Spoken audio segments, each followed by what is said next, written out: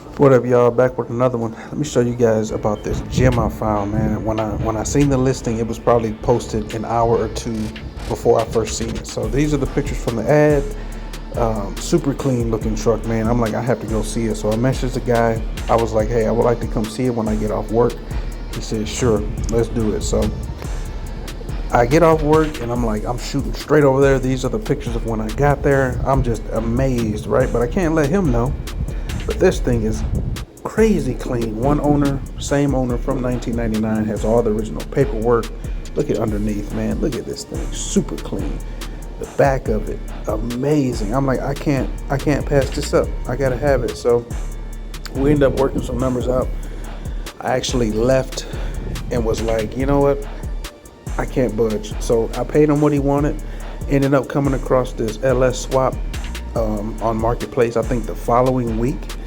And I'm just like, man, this thing, I gotta have it. So I went and got that, started tearing it apart. And I'm just like, man, this thing is super clean. Went and got all new gaskets, rear main seal, all that stuff. This is me about to pull the motor out the truck.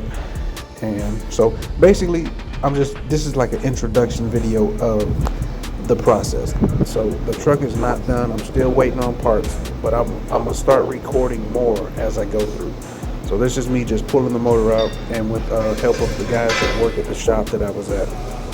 So before I complete this project, I will start recording more to do like a build series. But basically stock 5.3 4L60 drive-by cable 411 ECM. I'm gonna have the harness reworked, that way I can retain all my factory gauges, all the cruise control features, the heated seats, everything that the truck came factory with. I want that stuff to work with this new drivetrain.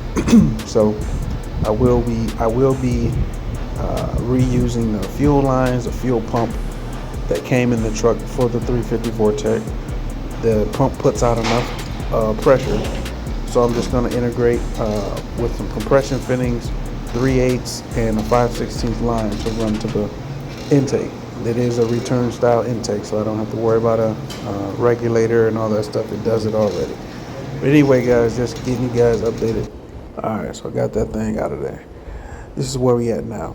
Now I'm waiting on parts. I've ordered a LS brackets AC bracket that will let me retain the location of the factory AC, and just got to relocate the alternator. But stay tuned, waiting on more parts. I'll do better videos in the future.